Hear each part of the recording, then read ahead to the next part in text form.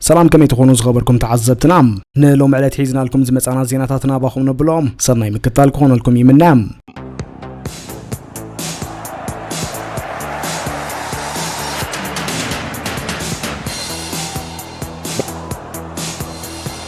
أبزنا كل التشاني سران شدشان وانش علم قطماتنا بناي مودة دقيق تصقعوا خلوم بفلاي كام مبل 7 شدشان دقيق ندحر زلو جيزيم ببزحي شتوتات كمزقبو مراي عزيفو لي تاريخ وين اللوم كابتوم كساب لوميز تقصرو ميتن كلتن شتوتات تسالة سامالت عسران شعتن نتبي 4 ميتاويت أبزيناي مودة 15 دقيق ناي توسخي ساعة نيوتا مزقيبو نزي حدش مع بالزي زمصو زلو عبيتي تاكتيكاوين حقاوين مخنياتات بخمزي سعب كنعزبو منخل قدماي ناي فيفا حدستي ناي مزحال عرفتي ويدما هيدريشن بريكس فيفا تتصوتي مستاب حبرات منقسات أمريكا كندا مكسيكون زلو ناي كرمتي وعين خلامدوم أما بالعسران كلتن سوسان شوعتن دقيقن ناي مزحال عرفتي أتاتي اللوم زعرفت زين تتصوتي كوعن مكل خلط راي زيكون ناسلت انتي حاصير ناي تاكتيك متعراي نخ قبرو عدل هيبوميوم نساتهم قرصغانتهم بمغيار حدستي ممرحيتات يهبوم زدما دحرت عرفتي حيال شتو ناي ممزغاب منقسقاس كم زفتر غيرلوم كلاينا ياكلاونا امراون دغام اب زمناوي كعسو اغري زلو ناي صوتا فطنت ازيلو عليوم صوتانا بناي مودات 15 دقيقه كبصح كلهم تخلخلتي بسنك اكلاو دغام ناي متكوار عقموم يقنس حنت نيشتون يسلالفا جيجا سب زي مسعب وي دما ناي حساب مسحاب نتوم تكورات زلو ناي متقعتي تتصوتي عبي ناي شتو عدل يفطرلهم صالصينا حمشه تتصوتي مقيار صلوام ابزوانا سلطنت حمشه تتصوتي كغيرو بمفقادهم امودا تتصوت حدثن فطناتنا ناي متقعتي تتصوتينا ميراي اتولو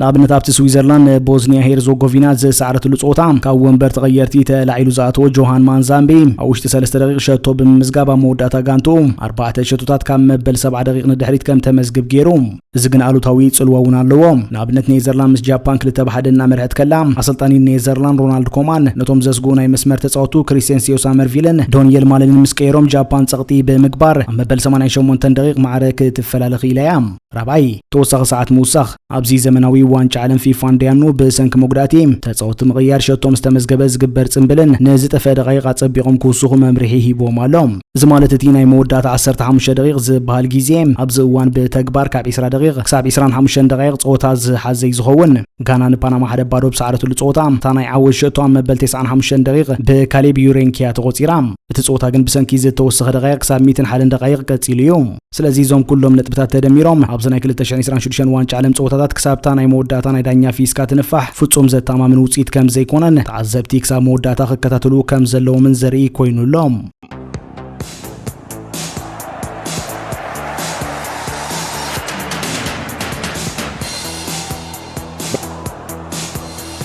مانشستر يونايتد مس امازون برايم فيديو بمسمع ناي 2026 ودر عام سنداوي فيلم وي دوكيومنتاري مسرح عبيتو زلو وعل كم زفرمت تحبيروم وانا فصام سرح ايفرتون زنبره كيز واينس نفوتبول انسايدر ابزهبو فولي كلمتيغ ناي زوعل فاينانساو مستير غليصولهم يونايتد نزوعل زياب زسمون زفرمت خوينام كم بغس 20 مليون باوند تركبيام تتوت مسكوصري تعذبتي تتحيزو بزمص توسخ فليت حساب 25 مليون باوند كبل لوز غل عدل كم زلون تحبيرولهم ناي امازون كاميراتات نتاب تحت يا سلطان مايكل كاريك زلا غانتا عملو ناي 2026 ودر عام تكايدو نطفتات كسندويوم يونايتد ناب تشامبيونز ليج تمليسان وانچا بريمير ليج حيال قال سخ تغبر ابتدالولو زلاوان سلازغونام تا فيلم برتو تاريخاوي سقطن درامان كهلوا تسفالوم يونايتد نسوقم تزي بموساد كم مانشستر سيتي توتنهام ارسنال زبلام قدم حجابزي اولور ناتين زغربا كلبات كتكونيام كيز واينس كم زغلصو ابزوان زياب حزبي ببزحينا سبورت دوكيومنتاريتات قربنا يمسلچاو سمعتي يرأكوان تهلونا يونايتد عالم لخاوسم جن نتي خونتات كقيرو تثبيت يغبرم ابز عود زي قرب مسلچاو نيتعذبت يالوم بزحات فيلمتات ونعوتات كوني كالون انتخونه ግን مانشستر يونايتد عبي عالم لخاو دغاف ስለዘለዋም አዝዩ ብዙሕ ቁጽሪ ተዓዘብቲ ክረክብ ምዃኖም ዝኾነ ዘጠራጥሪ የብሉን ክብል ዋይነስ አስሚር ሉሎም በተወሰኹን ተኸለባ ኣብዚና ሰነዳዊ ፊልም መስርሕ ምስጢራዊ ሓበሬታታት ንኸይወፅን ምክታል ናይ ኤዲቲን ምቁጻር መሰል ከም ዘለዋ ተገሊጹሎም እዚ ፕሮጀክት እዚ ዩናይትድ ካፕቲ ትረኽቦ ገንዘብ ንላዕሊ ስማም ለዓለም ዝያዳ ንምጉላሕ ማለት ብራንድ ኤክስፖዠር ዓቢ ናይ መዘርግሒ ባይታ ኾናዩ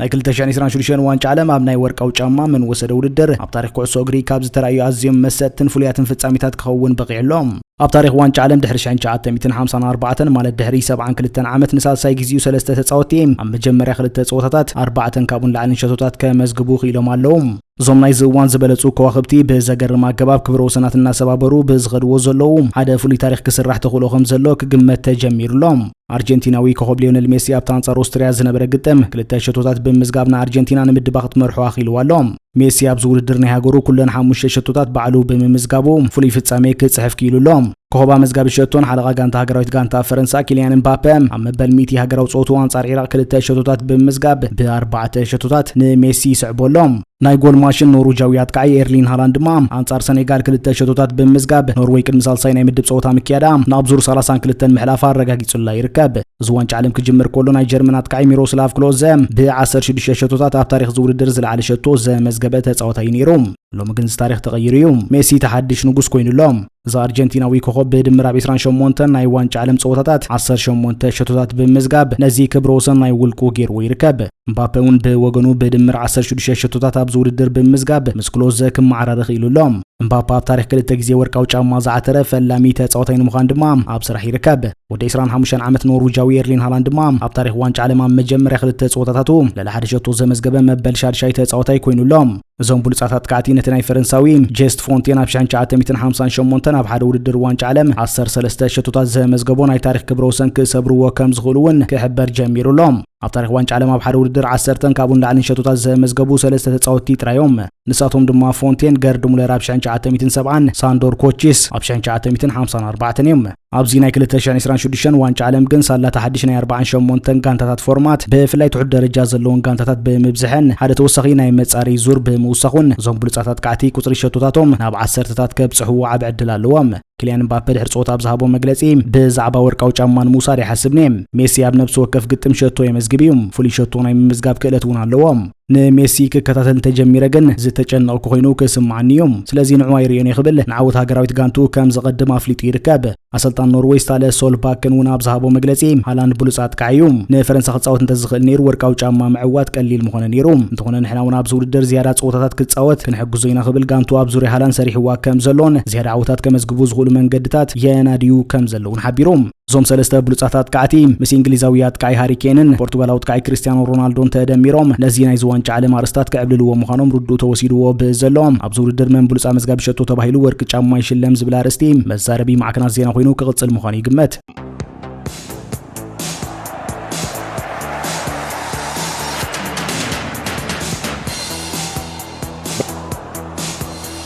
አትሌቲኮ ማድሪድ ነቲ ምስጋንቱ ዘይተሓጎሰ ዘሎ ኣርጀንቲናዊ ኣጥቃዒ ሁሊያን ኣልቫረዝ ናብ መቀናቐንታ ዝኾነት ክለብ ባርሴሎና ከይሰጋገር ዓጽያቶ ከም ዘላ ተገሊጹ። እታ ክለብ ነዚ ውሳነ እዚ ከም ናይ ክብራ ጉዳይ ጌራ ከም ዝወሰደቶም ጋዜጠኛ ማኖሎ ላማ ገሊጹ።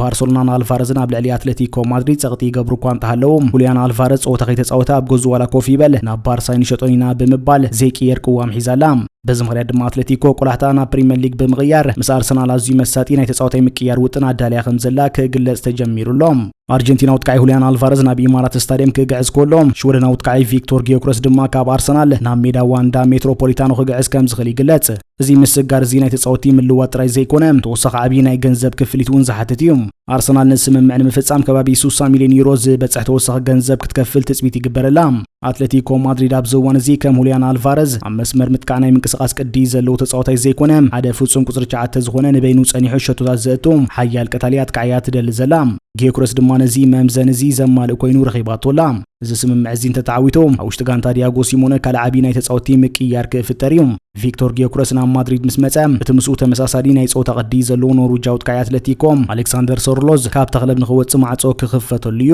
ጁቬንቱስ ድማ ነዚ ተጻዋታይ ናይ ምዕዳግ ዝለዓለ ተኽእሎ ከም ዘለዋ ይግለጽ። ብተወሳኺ ኣሰልጣኒ አትሌቲኮ ማድሪድ ኣርጀንቲናዊ ዲያጎ ሲሞነ ሶርሎዝ ምስ ተሸጠ ነቲ ዝፍጠር ክፍተት ንምምላእ ተንቀሳቓስን ፈጣንን ዝኾነ ካልእ ኣጥቃዒ ንምፍራም ሓድሽ ሃድን ክጅምር ከም ዝኽእል ይንገረሉ።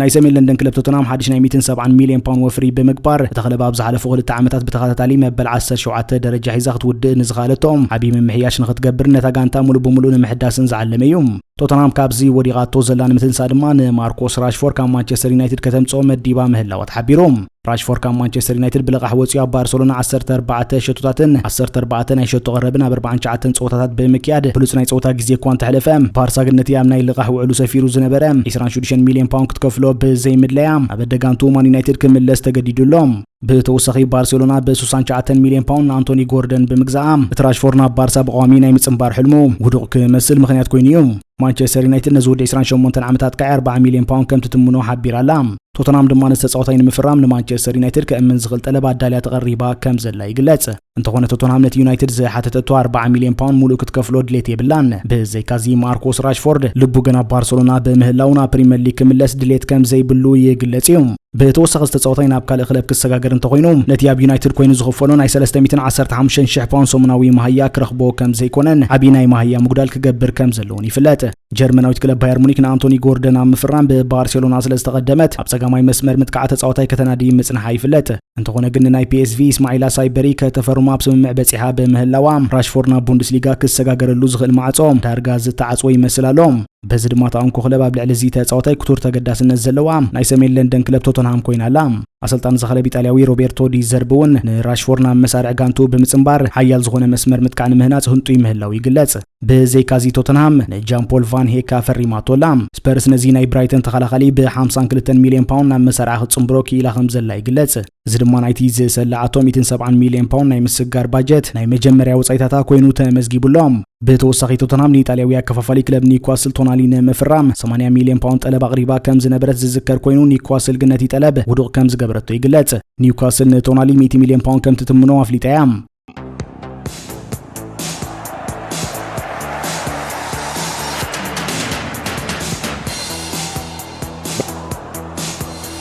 ወድ 41 ዓመትን 138 መዓልታትን ሱፐርስታር ክርስቲያኖ ሮናልዶ አንጻር ኡዝቤኪስታን ኣብ ዝተኻየደ ግጥም ክልተ ሸቶታት ብምዝጋብ ፖርቱጋል ነጸወታ 5 ባዶ ተዓዊታት ልኽትወጽእ ኣኺሉ ኣብ ታሪኽ እውን ምስርሑ ተዓዚብና እንተኾነ ግን ድሕሪ ጸወታ ናይ ጋዜጠኛታት መዛረቢ ክፍሊ መጺኡ ብዛዕባ እቲ መቀናቕንቱ ዝኾነ ሊዮነል ሜሲ ንዝቐረበሉ ሕቶ ብቁጥዕ ምላሽ ከብ ተሰሚዑ ሮናልዶ ኣብ 6 ዝተፈላለዩ ውድድራት ዋንጫ ዓለም ሸቶ ዘመዝገበ ናይ መጀመርያ ተጻዋታይ ብምዃን ብቐሊሉ ክስበር ዘይክእል ክብረ ወሰን እኳ እንተሓዘ ጋዜጠኛታት ነቲ ሜሲ ኣብ ዝውድድር 5 ሸቶታት ብምዝጋብ ዝለዓለ መዝጋቢ ሸቶ ሒዝዎ ንዘሎ ደረጃ ነጻጺሮም ክሓትዎ ከለዉ ግን ክዕገስ ኣይካለን ሮናልዶ ብዛዕባ ካልኦት ተጻወቲ ምንም ኣይግድሰንን እዩ ባፐውን ሸቶ ኣመዝጊቡ እዩ ብምባል ነድሪ ሓዊሱ ክምልስ ተሰሚዑ ብተወሳኺ ምስ ሜሲ ባፐን ሃላንድን ብምንጻር ንዝተላዕሉ ሕቶታት ንምዕጻው ዝቕጽል ሕቶ ብምባል ነቲ ሕቶ ክሓልፎ ተራዩ ፖርቱጋል ኣብ መኽፈት ጸወታ አንጻር ዲአር ኮንጎ ብማዕረ ውጽኢት ምስ ተፈላለየት ኣብ ልዕሊ ሮናልዶን ኣሰልጣኒ ሮቤርቶ ማርቲነዝን ልዑል ናይ ኣሪግዩ ክሰናበት ኣለዎ ዝብል ነቐፌታታት ወሪድዎም ነይሩ እዩ ሮናልዶ ከም ዝበሎ ኣዝዩ ከቢድን ዘጨንቕን ሰሙን ነይሩ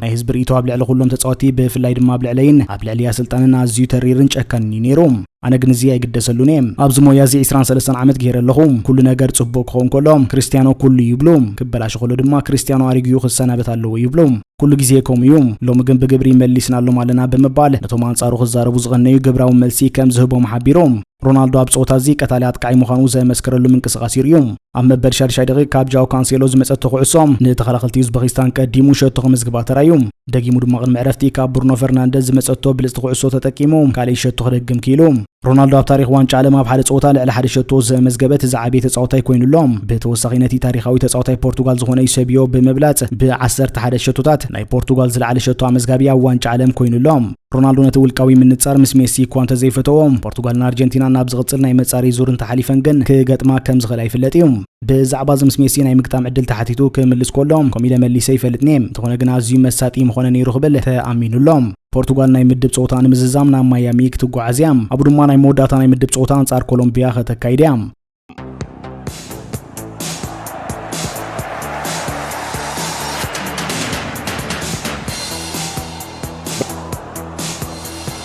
ታሪኻዊ ተጻዋታይ ክለብ ቸልሲ ነበር ጆን ቴሪ ብተኽለብ ኣብ ዝሓለፈ ናይ ውድድር ዓመት ኣሰልጣኒ ኤንዞ ማሬስካን ሊያም ሮዚኔርን ካብ ስራሕ ምስ ተሰናበተቶም ንዑ ግዜያዊ ሰልጣኒ ገይሮም ክሸምዎ ዘይምኻሎም ንወነንቲ ክለብ ቸልሲ ከቢድ ነቐፌታ ኣመሓላሊፉ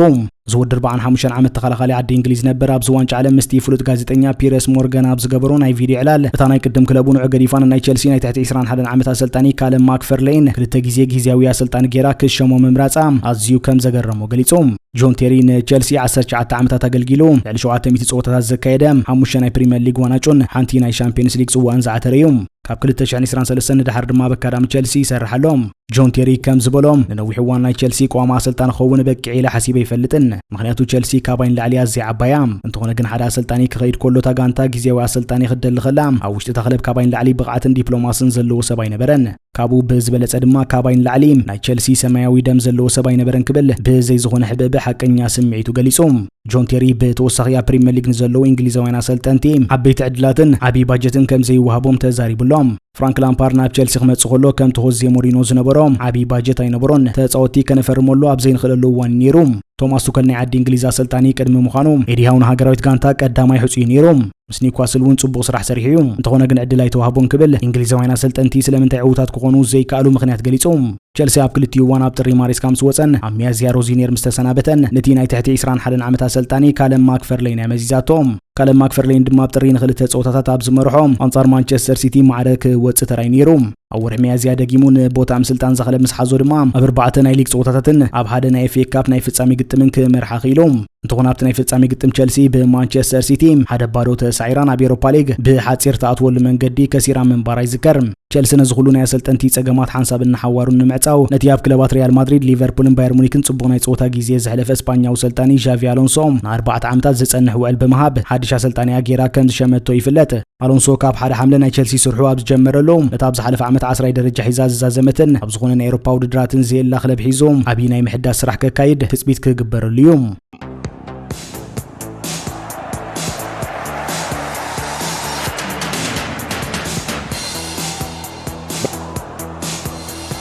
አርሰናል ነቲ ምስ ቶተንሃም ብ85 ሚልዮን ፓውንድ ክጽምበር ከም ዝኽእል ክግለጽ ዝጸንሐ ኢጣልያዊ አከፋፋሊ ሳንድሮ ቶናሊ ዳግማይ ንምምንዛዕ ዓብይ ምንቅስቓስ ክትገብር ከም ትኽእል ናይ ፕሪምየር ሊግ አጥቃይ ነበር ጄይ ቦዝሮይድ ገሊጹ ኒውካስል ዩናይትድ ናብ ቻምፒየንስ ሊግ ከይሓለፈት ብምትራፋ ቶናሊ ካብ ተኽለብ ክወጽእ ተገዲዱሎም በአሰልጣኒ ሮቤርቶ ዲ ዘርቢ ትምራሕ ዘላ ናይ ሰሜን ለንደን ክለብ ቶተንሃም ድማ መስመር ምክፋላ ንምሕያል ቀዳማይ ናይ 75 ሚልዮን ፓውንድ ጠለብ ኣቕሪባ ከም ዝተነጽገት ይፍለጥ እንተኾነ ግን ናይ 85 ሚልዮን ፓውንድ ዳግማይ ጠለብ ብምቕራብ ነቲ ዝውውርና መፈጸምቱ ከተብጽሖ ተስፋ ጌራላ እንተኾነ ጄይ ቦዝሮይድ ከም ዝበሎም አርሰናል ልክዕ ከምቲ ኣብ ዝሓለፈ ዓመት ንኤቨሬቺ ኤዘ ካብ ስፐርስ መንዚዓ ዘፈረመቶም ሕጂ እውን ቶናሊ ክትወስዶ ትኽእል እያ ካብኡ ብተወሳኺ ቶናሊ ባዕሉ እውን ናብ አርሰናል ክኸይድ እዩ ዝመርጽ ድሕሪ ምባል ቦዝሮይድ ንቶናሊ ብምምጓስ ቶናሊ ካብቶም ኣብ ዓለም ዘለዉ ብሉጻት ኣከፋፈልቲ ሓደ እዩ ፖሊስኮልስ እውን ካብ ዴክላን ራይስ ንላዕሊ ዝበለጸ ተውህቦ ከም ዘለዎ ተዛሪቡሉ እዩ ወዲ 26 ዓመት ጥራይ ስለ ዝኾነ ብቐጥታ ናብ ናይ አርሰናል ቀዳማይ ተሰላፊ መስመር ከኣቱ ይኽእል ኢሉ አርሰናል ኣብ ዝእዋን ናይ ኣስቶን ቪላ ኮሆብ ሞርጋን ሮጀርስ ንምፍራም ቀዳምነት ይባት ሰርሓሉ ምህላዋ ዝፍለጥ ኮይኑ ጄይ ቦዝሮይድ እውን እዚ ወዲ 23 ዓመት ተጻዋታይ ፍሉይ ብቕዓት ከም ዘለዎ ገሊጹሎም ሮጀርስ ኣብ ዝተፈላለዩ ቦታታት ናይ ምጥቃዕ መስመር ክጻወት ይኽእል እዩ ሳካ ምስ ዝጉዳ ማድወከውን ምስ ዘይህሉ ብየማን ከም ቁጽሪ 10 ብጸጋም ወይ ድማ ዙብመንዲ እንተዘይሃልዩ ዴክላን ራይስ ንድሕሪት መሊስካ ምስ ኦዲጋርድን ኣብ ቦታውን ክስለፍ ይኽእል እዩ ስለዚ አርሰናል ነዞም ክልተ ብሉጻት ተጻወቲ ናይዚ ግዜ እዚ ከተፈርሞም ትኽኢላ ክብሪ ሻምፒዮንነታ ብቐሊሉ ክትዕቅብ ትኽእል እያ ይብል ቦዝሮይድ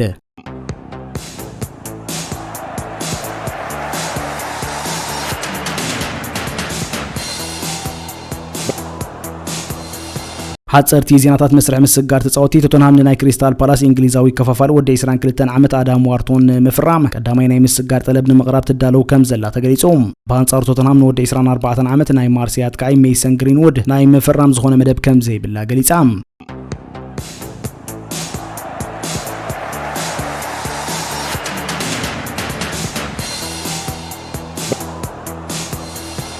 አስቶን ቪላ ተጻወታ ክትዕቅብ ኣብ ትጽዕረሉ ዘላ ወዲ 29 ዓመት ናይ ዌስትሃም ናይ ክንፊ ተጻዋታይ ጃረድ ቦውን ምፍራም ዘለዋ ዓብድሌት ገሊጻላ እንተኾነ ግን ተጻወቲ ከይሸጠት ንስምምዕ እዚ ክትገብሮም ኣዝዩ ከቢድ ክኸውን ከም ዝኽእል ይግለጽ ብተወሳኺ አስቶን ቪላን ወዲ 23 ዓመት ኣከፋፋልያ ሞርጋን ሮጀርስ ኣብ ዝኽራማት ክሸጦ ከም ዘይትደሊ ንኹለን ንዑ ዝደልያ ክለባት ንጹር መልእኽቲ ኣመሓላሊፋላ ብዘይካ ቪላን ወዲ 27 ዓመት ብራዚላዊ ተኸላኻሊ ኤመርሰን ሮያል ካብ ክለብ ፍላሚንጎን ምፍራም ተካይዶ ዘላ ዘተ ኣትሪራት ደፍኣሉ ከም ዘላ ተሓቢሩ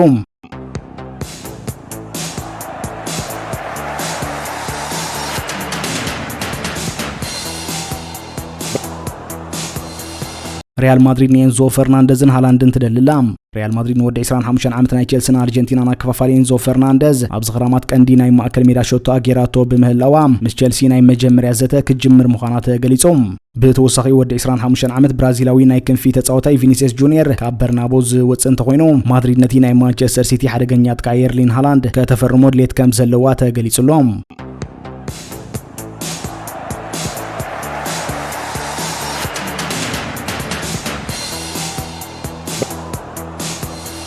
مانشستر يونايتد ابزغصلو معالتات ناي ويست هام ود 21 عامت بورتغالوي كفافالي ماتويس فرنانديز نمفرام وقعوي طلب كتغرب تثبيت يقبر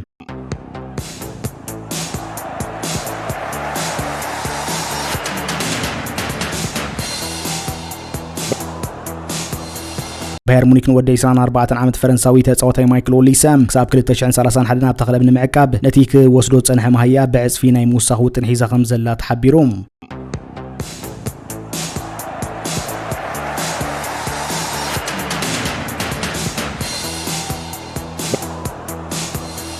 مورغان روجرز ناب ارسنال كغعز كم زدلي تحبيروم زود 23 عامت ناي استون فيلان هاغراويت غانتا عدي انجليزنا كفافاليم اب زغرامات نابطاناي بريمير ليج شامبيون ارسنال كغعز عبيد ليت اللوم ارسنال وناي زغرامات كاندي شتو اغيراتو خمزلا يغلص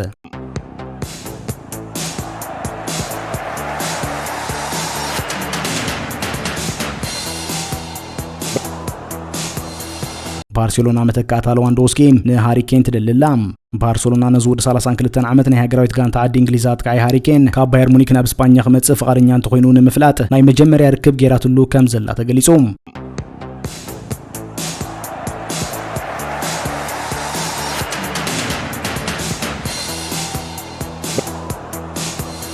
مانشستر يونايتد ود 25 عامت اوروغواياوي كفافالي مانويل غوارتا اب زغرامات نمشات كابتيز تغزالو واغام ز تحت طلب كتقبل دلوتي مهلاو تحبيروم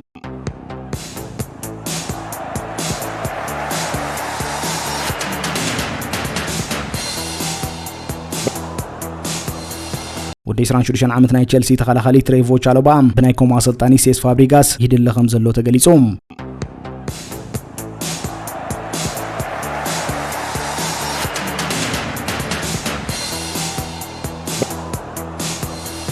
باير مونيك توتنهام ود 29 عامت ناي جوفنتوسن برازيل تخلخل زغونه بريمر كفرمود لي تحديرن كو انت هلوام بريمر غنا ابتورين كصنح كم زدلي افليطو يركب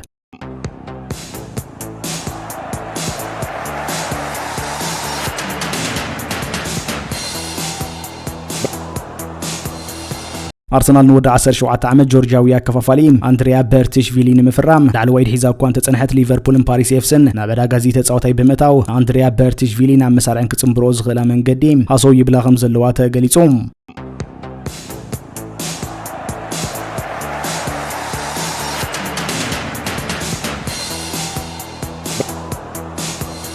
ناي قدمني عدي انجليز حلاو لدا جو هارت اب 2026 وانچ عالم اسلطاني اسبانيا لويس دي لا فوينتا ناي ارسنال حلاو لدا ديفيد رايا ومبر تغيرتي بمقبار ناي اتلتيكو بيلباو حلاو لدا توناي سيمون قداماي مرچو مقبارو كم زدغفو غليصلوم دافيد رايا مس ارسنال ناي بريمير ليج وانچا بمعوات اب 38 صوتات 27 شوتات راي بمزراقو نسالساي تخاتال عامت بلوص حلاو لدا بريمير ليج كوانت غنا اب هاغراويت غانتا اسبانيا غن غنا قداماي مرچا كخون ايكالن جوهر تابتي زريستيس فوتبول زتبهاله بودكاست قريبوم نزي خونتات بخمزي سعب مغلصي يبللوم وناي سيمون كابتي ديفيد دهيا كابزا هاغراويت غانتا زتاليل وان جميرو ناي اسبانيا قداماي مرچا كوينو صنيحيوم سيمون روسوس هاغراويت صوتات زكيد خوينوم قدم خلت عامت اب 2024 مالتيوم اسبانيا نا اوروبا شامبيون 2024 كتكون كلام هبتراز تصاوت امون حلاو لداتيوم اسبانيا بزوانچ عالم مخفت صوتام سكيف فيرد بارو بارو تفلال خلان نسعود عرب 4 بارو كسعر كلان سيمونيو كم قداماي حلاو لدات تسليفوم جوهر تغمز غلصوم ناي حلاو لدات كفلي زلو لمرا سرار حافليوم كم حلاو لدات متن حساب تقصر حدا مالين تحيسكايام نتا مالياك من زعكا زخل بعلخا جيغاتات كسرح كلخا طرايمبر كال تصاوتاي بقعتو سلازوسخ طراي كونن راياب زوان اب طرزي بقعت ولا يهلمبر سيمون غن غلبونا هاغورن وحسن دلدلون كوينو سلازغصلم تا اسلطاني نعو كغيرو زغونه مخنيات يبلون كبل زي انجليزاوي حلاو لدات يبرم هارت بتوسخي رايا بارسنال زرايا بقعت بلوصن وصانن كم زنبره بمغلاص ارسنال بزيرايا بريمير ليج تعوتاي مخالت النيرايلوم انتخونه ግን ክልቲዮም ዓበይቲ ተጻወቲ ስለ ዝኾኑ ተአሰልጣኒ ካብ ክልቲዮም ንሓዲዮም ተሰለፈ ንዴላ ፎንት ዕረፍቲ ዝኸሎ ጸገም ኣይኮነን ክብል ሓሳቡ ዛዚሙ እስፓኛ ድሕሪት አንጻር ሱዑድ ዓረብ ዘመዝገበ ተዓወት ንምድባ መሪሓን ክትውድ ዝኽላም አንጻር ዩራጓይ ዛዛሚ ናይ ምድብ ግጥም ይጽበያሎም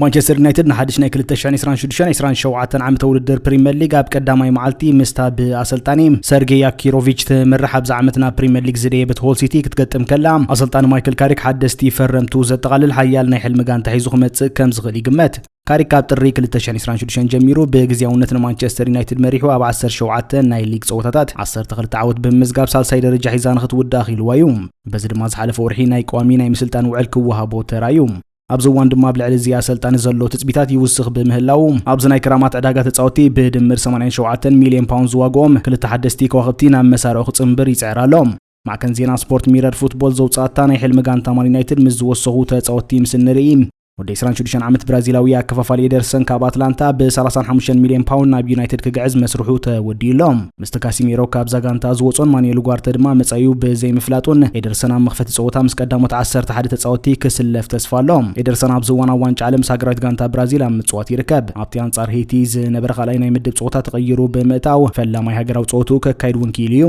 بتوسخ يونايتد عم مسمر مكفالان ودي 21 عامت ናይ ዌስትሃም ተጻዋታይ ማቶስ ፈርናንደስ ከተፈርም ኩቱር ድሌት እኳ እንተሃለዋ ዌስትሃም ግን 80 ሚልዮን ፓውንድ ተሓተሉ ስለዘላ ዩናይትድ ነዚ ዋጋ ክትከፍል ፈቃደኛ ኣይኮነትን በዚ ድማ መስርሕ እዚ ተጻዋታይ ተሓላሊኹ ተሪፉ ከም ዘሎ ይግለጽ ስለዚ ካሪክ ዓይኑ ናብ ካልእ ተጻዋታይ ብምዛር ነቲ 52 ሚልዮን ፓውንድ ዝትመን ጀርመናዊ ክፋፋሊ ፊሊክስ ሜቻ ከም ብሉጽ መተካታሪ ይወሎም ሜቻ ብዝዋና ዋንጫ ዓለም ስቀዳሞት 11 ተጻዋቲ ጀርመን ተሰሊፉ ብሉጽ ምንቅስቃስ የርኢ ስለዘሎ ካሪክ ነዚ ተጻዋታይ ፈሪሙ ነቲ ዝተረፈ ገንዘብ ካልእ ቦታታት ንምሕዳስ ክጥቀመሉ ከም ዝደሊ ይሕበር እዞም ክልተ ብድምር 87 ሚልዮን ፓውንድ ዝዋግኦም ኣከፋፈልቲ ንመስመር ምክፋል ማን ዩናይትድ ክመርሕዎ ድማ ትጽቢት ይግበር بزيكا زمان يونايتد نعمقت غانتا ان مدلدال نت مس ويست هام ناب شامبيونشيب تمليسو زولو هولنداوي ناي كنفيات كاي كريستيانسيو سامرفيل كتفرم كم تخلي يقلص ويست هام كا بريمير ليج بمورادات زغاطما ناي 220 مليون باوند عدان مخفال تጻወት ተخشي ተገዲዳላ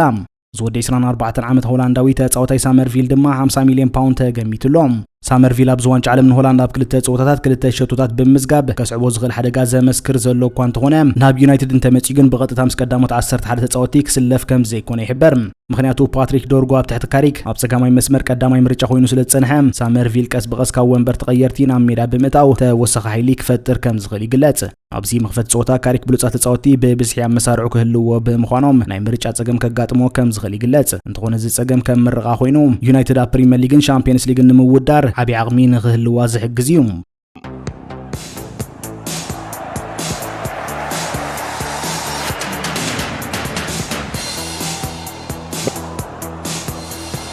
ናይ ቅድም ናይ ዌልስን ኤቨርተን ተኸላኻሊ ኣሽሊ ዊሊያምስ ምስ ቢቢሲ ስፖርት ኣብ ዝገበሮ ቃለ መጠይቕ ነዞም ኣብ ናይ 2026 ዋንጫ ዓለም ዘደንቕ ምንቅስቓስ ዘርእዩ ዘለዉ ኣርባዕተ ዓበይቲ ናይ ዓለም ኣጥቃዕቲ ብኸመይ ክትከላኸሎም ከም ትኽእል ስልታዊ መግለጺ ሂቡሎም እቶም ኣርባዕተ ዝተፈላለዩ ናይ ጸወታ ቅዲ ዘለዎም ከዋኽብትን ንዓቶም ደው ከብልዎም ዝኽእሉ ሜላታትን እዞም ስዕብዮም ቀዳማይ ሊዮኔል ሜሲ ናብ ዘይደለዮ ቦታታት ምድፍኡ ሜሲ ሩብ ዕድሚኡ 39 ዓመት ዝመልአ ኮይኑ ኣንጻር ኣልጀርያ ሃትሪክ ብምስራሕ ናይ ዋንጫ ዓለም ብዝሒ ሸቶታቱ ምስ ሚሮስሎቭ ክሎዘ ብ16 ሸቶታት ድሕሪ ምምዕራዩ ኣብታ ኣንጻር ኦስትሪያ ዝነበረ ጸወታ ድማ ክልተ ሸቶታት ወሲኹ ኣብ ታሪኽ ዝውድድር እቲ ዝለዓለ መዝጋቢ ሸቶ ክኸውን ክኢሉሎም ንሜሲ ሓደ ተጻዋታይ ንበይኑ ክከላኸሉ ኣይክእልን ናይ ጉጅለ ስራሕ እዩ ዝሓትት ተኸላኸልቲ ኣካላዊ ሓይልን ርሕቀትን ተጠቂሞም ሜሲ ኩዕሶ ሒዙ ናብ ዝግለለሉ ወይ ናብ ዘይደልዮ ጸግዒ ከም ዝኸይድ ክገብርዎ ኣለዎም ዊልያምስ ከም ዝበሎ ንሜሲ ናብ ድኹም እግሩ ክደፎን ተኽኢልካ ብዙሕ ኣይከዓይን እዩ ምክንያቱ ኣዝዩ ትሑት ናይ ስሕበት ማእከልን ብሉጽ ሚዛንን ስለ ዘለዎ ኩዕሶ ክቆጻጸር ይኽእል እዩ ግን ካብ ሜሲ ባዕሉ ክፍትን ካልእ ተጻዋታይ ክፍትን ምፍቃር ይሓይሽ ክብል መግለጺ ሂቡ ካልኣይ ክሊያን ምባፔ ምስኡ ተቆሊፍካ ምጽናሕ ምባፔ ኣንጻር ሰኔጋል ክልተ ሸቶታት ብምዝጋቡ ብሱሳ ሸቶታት ንኦሊቪየ ጁሩድ ብምብላጽ ኣብ ሃገራዊት ጋንታ ፈረንሳ ዝለዓለ መዝጋቢ ሸቶ ኮይኑሎም ዊልያምስ ኣብ 2017 ምዚ ተጻዋታይ ተጻዊቱ ይፈልጥ እዩ ምባፔ ካብ ሜሲ ዝያዳ ቅልጡፍን ቀጥታ ናብ ሸቶ ዝግስግስን ተጻዋታይ እዩ ኩዕሶ ሒዙ ብናህሪ ዝመጽእ ምባፔ ብዝለዓለ ናህሪ ክሳብ 38 ኪሎሜትር ኣብ ሰዓት ስለ ዝጎይ ንዑ ዝሕዞ ተኸላኸለውን ምስትናቱ ናህሪ ተዳሪጉ ክጓዓዝ ኣለዎም ዊልያምስ ከም ዝበሎ ፈረንሳ ከም ማይክል ኦሊሰ ኡስማን ደምበለን ዝበሉ ብሉጻት ተጻወቲ ስለ ዘለዋ ንድሕሪት ዝጎዩ ተጻወቲ ክትከታተል ኣለካ ኩሉ ኣቓልቦኻ ምባፔ ጥራይ እንተጌርካ እቶም ካልኦት ተጻወቲ ብቐሊሉ ክጎድኡኻ ይኽእሉ እዮም ሳልሳይ ኤርሊን ሃላንድ ኣብ ድሕሪት ዝመጽእ ኳዓሳሱ ምዕጋት ዝወዲ 25 ዓመታት ከ ኣብዚ ናይ መጀመርያ ዋንጫ ዓለም ጸወቱ ንኖርዌይ 4 ሸቶታት ብምዝጋብ ብድምር ኣብ 52 ጸወታታት 59 ሸቶታት ከመዝግብ ክኢሉሎም ሃላንድ ካብ ሜሲን ምባፔን ፍጹም ዝተፈለየ እዩ ንሱ ኩዕሶ ከይሓዘ ንድሕሪት ብምጉያ እዩ ዝጥቀም ቀንዲ መፍትሒ ንቀለብቱ ኩዕሶ ናብኡ ከይሕልፉ ምዕጋት እዩ ሃላንድ ባዕሉ ኩዕሶ ሒዙ 4 ተጻወቲ ኣውዲቑ ሸቶ ዘመዝግብ ዓይነት ተጻዋታይ ብዘይምዃኑ እዚ ስልቲ ውጽኢታዊ ክኸውን ዘለዎ ተኽእሎ ዓብዩ ራብዓይ ሃሪኬን ከይፍትን ምክልኻል ወዲ 32 ዓመት ሃሪኬን 81 ሸቶታት ንዓዲ እንግሊዝ ብምዝጋብ ኣብ ዝዋን ካብቲ ናይ 2016 ኬን ፍጹም ዝተፈለየ ተጻዋታይ ኮይኑሎም أبزوان هاريكين كم ناي قدم بزح فتنة يبلون انتخونا جن كابزوم زتجلسوا 4 يوم بلوصنا يمفتان كلت اللوام أبزوان دحريت كسام ماكل ميلان نوردم كعساسونا بيمان انسقامن كزرقح يرأيوم كين دحريت كورد كله تخلخلي سيعيبو كوص يبلون إذا سرحنا يتوما كفافلتي خون كله تخلخلي دحريت تمليسوم نتيز فتر كفتت ككلخل اللوام ويليامز كم زبولو كين دحريت كورد كلهم كم نوني مادويك جود بلينغهام أنتوني جوردنن بفتنة ندحريت يقويهم زرماني عاد إنجليز عابية متقعتا سلزغنا تخلخلي نتوم ندحريز قوي تتصاوتيم قدام يقول حتى كهبهم كم زلوام أشلي ويليامز يقلص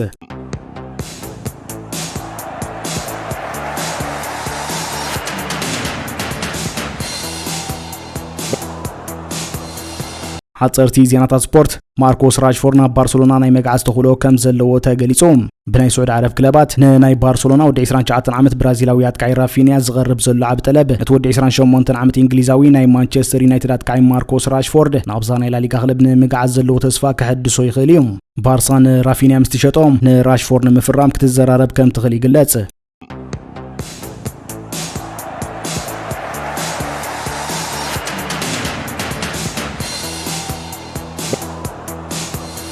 PSG ني كريستيانسيو سامرفيل نمفرام مدب كم زلوات فليتوم زود 24 عامت ناي ويست هام ناي كنفيات كاي ابز وانچ عالم نهاجر هولاند وكيلو زريو زلو زدنق بقات باريس سين جيرمان ون يونايتد تختيلام نازي تصوتين مفرام كسرح كم زجمر تحبيروم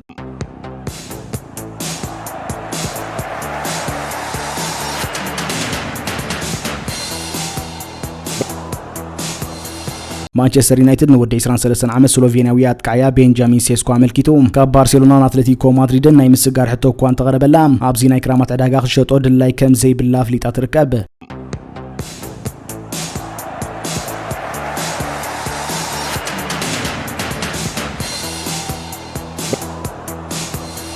أرسنال نود 23 عامت ناي استون فيلان عاد انجليزنا كفافالي مورغان روجرز ابزي كرامات نمفرام كتورد لا يحديرالام نزين مثل دما ديكلان رايس ناي هاغراويت غانتا مصاوتوم مورغان روجرز امينوم نام مسارعوم كم زصمبر كغبروم تلخو توهيبو كم زلو تغليصوم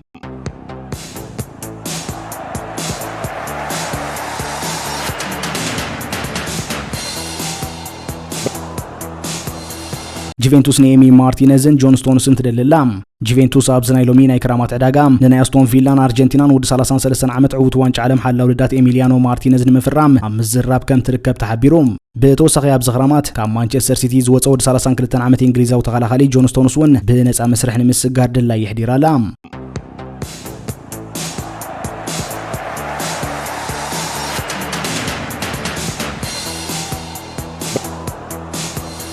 ود 25 عامت ناي سنغالات كاي نيكولاس جاكسون كاب تشيلسي نموصا زغونه صغتي كم زيغبر حبيروم نسو ابتي ناي قدم وددر وان تحديش سلطاني جافي الونسو بقعتو خريون كامنون كم زمرص ون ابتي زهابو قال مدبو انصيرو يركب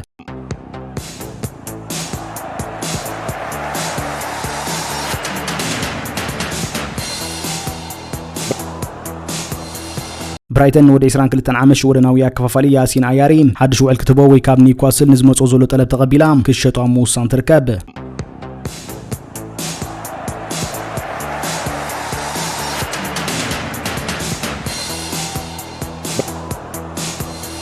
أرسنال مانشستر يونايتد خونتا عليك سكوت بغربا يكتاتلو خم زلوات غليصوم مانشستر يونايتد أرسنال نزود 22 عامت ناي بورنس ماوزن هاغراويت غانتا عدي انجليزنا كفافالي عليك سكوت بغربا يكتاتلو خم زلوات دحر مغلاصوم وناني تغلب بورنس ماوز واغو 60 مليون باوند مخانو نصيرا تركب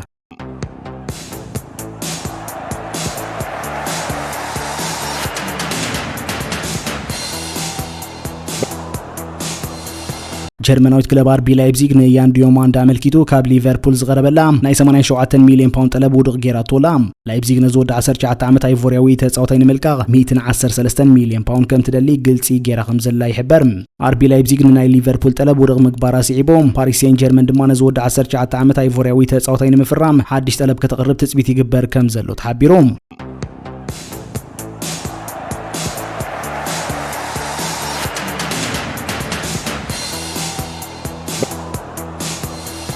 باير مونيك نود 24 عامت فرنساوي كوب مايكل اوليسام بسنكتي كابريال مادريدن ليفربولن زمص زلو تقداسنت حدش نزي تصاوتاي زربح عين زي حس وعل كتقربلو مديبا خمزلا تحبيروم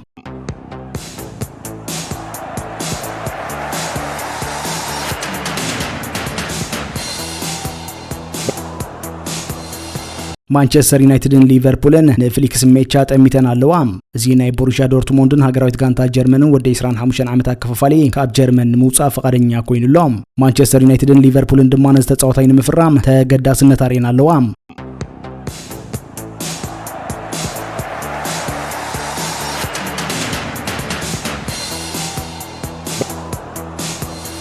ናይ ማንቸስተር ሲቲ ናይ አሰልጣኒ ምድላውን ናይ ዶሚኖ ምስጋር ውጥንን ማንቸስተር ሲቲ ናይ አሰልጣን ክለብ ቸልሲ ነበር ኤንዞ ማሬስካ ከም ሓድሽ አሰልጣኒ አጌራ ንምሻም ምስ ቸልሲ ፋይናንሳው ስምምዕ ንምፍጻም ኣዝያ ተቃሪባላ ብተወሳኺ ዘክለብ ናይ ኖቲንግሃም ፎረስት ወደ 23 ዓመት እንግሊዛዊ አከፋፋሊ ኤሊዮት አንደርሰን ናብ መሳርዓን ተጸምቢራቶም ዓቢ ናይ ምስጋር ሰንሰለት ክፍጠር እዩ ምክንያቱ ኖቲንግሃም ፎረስት ኤሊዮት አንደርሰን ተሽጣቶም ወደ 26 ዓመት ናይ ኢንተር ሚላን ተጻዋታይ ዳቪድ ፍራቴሲ ክትኮ መዲባላ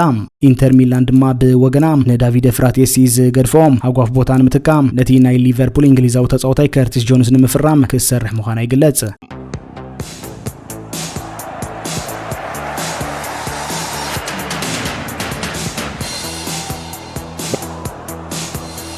ኒኮልሰን ወደ 24 ዓመት ጀርመናዊ ተቃያን ኒክ ቮልትማደ ክሸጦም ፈቃደኛ ኮይናትሉ ኣብ ዘላዋን አስቶን ቪላ ዶርትሙንድን አትሌቲኮ ማድሪድን ነዚ ተጻዋታይ ንምፍራም ድሌት ይሕዲረን ካብ ዘለዋ ክለባት ኮይነን ኣለዋ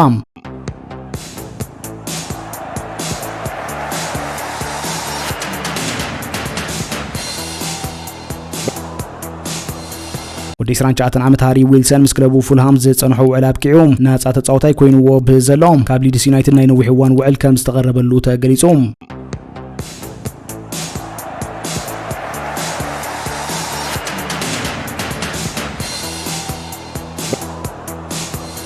PSG ወደ 27 ዓመት ፈረንሳዊ ተቃይ ራንዳል ኮሎሞዋኒ 40 ሚሊዮን ዩሮ ወይ ድማ 35 ሚሊዮን ፓውንድ ተሓተሉ ከም ዘላ ተገሊጹ ኮሎሞዋኒ ውን ብወገኑ ናብ ጁቬንቱስ ክገዕዝ ፈቃደኛ ኮይኑዎ ብዘሎም ዳግማይ ናብ ሰሪያ ተመሊሱ ክጻወት ከም ዝኽእል ተሓቢሩ ጁቬንቱስ በተወሰኸነት ናይ አትሌቲኮ ማድሪድ ኖርዌጃዊ ተቃይ አሌክሳንደር ሶርሎዝ ውን ንምፍራም ነዚ ወደ 30 ዓመት ተከታተሎ ከም ዘላ ተገሊጹ ዝኸበርኩም ተዓዘብትና ሎም ዝበልናዮም ዜናታት ነዚ መስሉ ኣብ ቀጻሊ በተመሳሳሊ መደባት ክሳብ ንራኸብ ሰላም ጥዕናን ንኹልናም